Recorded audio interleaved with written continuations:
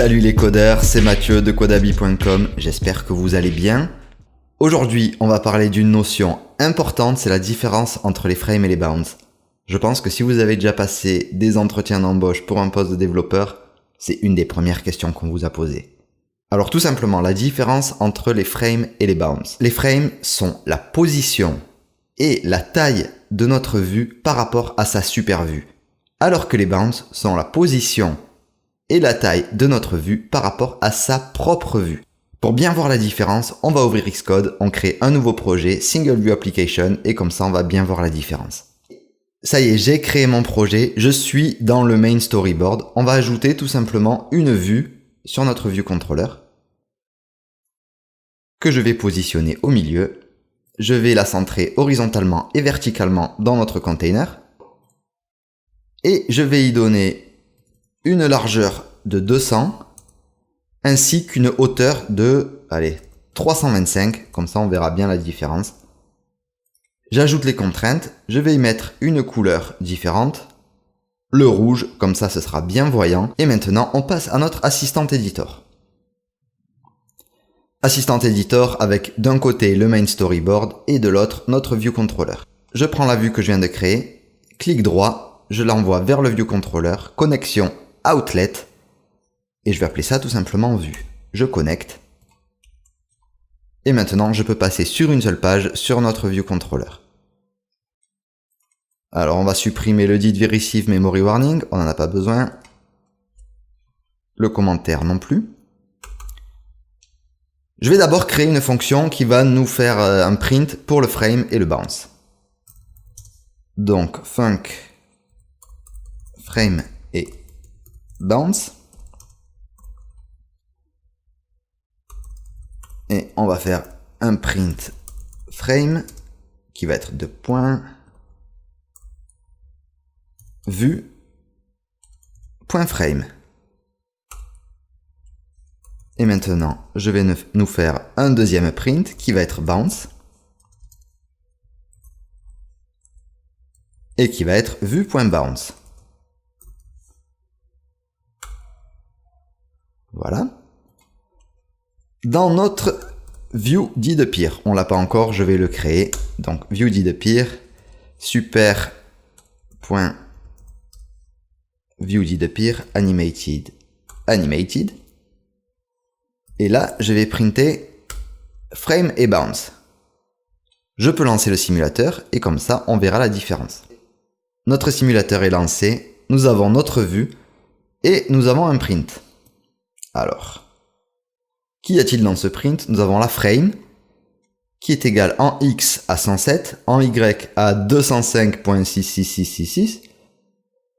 Elle a une largeur de 200 et une hauteur de 325. Quant au bounce, on a dit que c'était déjà la position par rapport à sa propre vue. Donc forcément, elle est à 0 en X et 0 en Y. Sa taille est aussi de 200 sur 325. Ok, donc là, on voit bien la différence entre le X et le Y par rapport à sa super vue et par rapport à sa propre vue. Mais vous allez me dire, la taille reste la même, la largeur et la hauteur restent la même quoi qu'il arrive. Alors justement, non. Pour ceci, je vais créer une transformation, je vais tourner notre vue. Donc je vais faire UIView.animate. Alors, on va faire notre transformation juste sur 0,5 secondes, avec un délai de 2 secondes, comme ça on aura le temps de voir les prints différents. En option, je prends curve linéaire, et en animation, je veux que self.vue.transform soit égal à un CG affine transform, avec un rotation angle. Alors, pour avoir un angle de rotation, déjà, on va prendre une valeur qui soit égale à 1 degré. Donc, ça va être un CG float qui sera égal à double point pi. Donc, double point pi. Et je vais diviser ça par 180. Donc là, j'ai 1 degré. je vais multiplier par 45, comme ça, on va tourner sur 45 degrés. Une fois que notre vue est transformée, donc dans notre complétion, je vais faire notre print self.frame et bounce.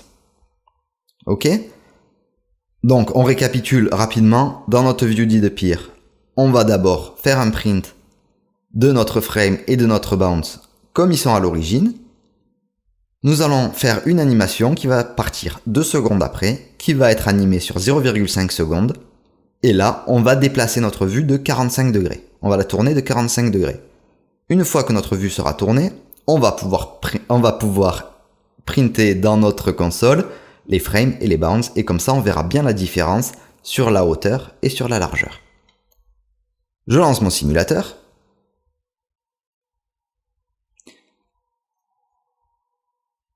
Ah, on voit une différence. Regardez bien. Alors, je fais un petit peu de place, comme ça on va bien voir.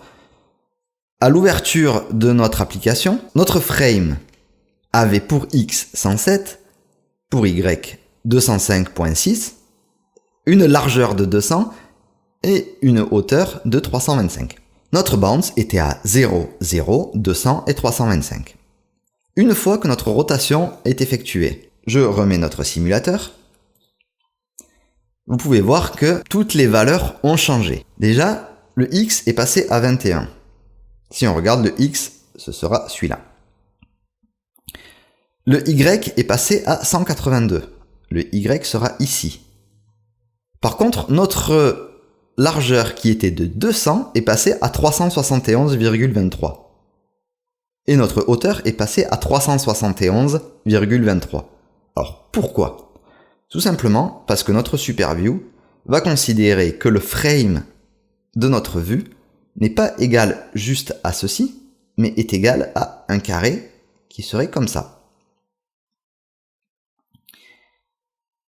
Quant à notre bounce, elle reste toujours sur 0, 0, 200 et 325. Peu importe la rotation, peu importe l'endroit sur lequel elle est par rapport à sa SuperView, elle reste toujours à 0,1x, 0,1y, 200 en largeur et 325 en hauteur. Voilà, grâce à la rotation et à ces petits prints, on a bien pu voir la différence entre frame et bounce et vraiment comprendre leur relation par rapport à leur propre vue et à leur SuperView. C'est tout pour cette vidéo. Si ça vous a plu, n'hésitez pas à mettre un pouce bleu et à vous abonner à la chaîne. Et je vous dis à très vite pour de nouvelles aventures. Codez bien!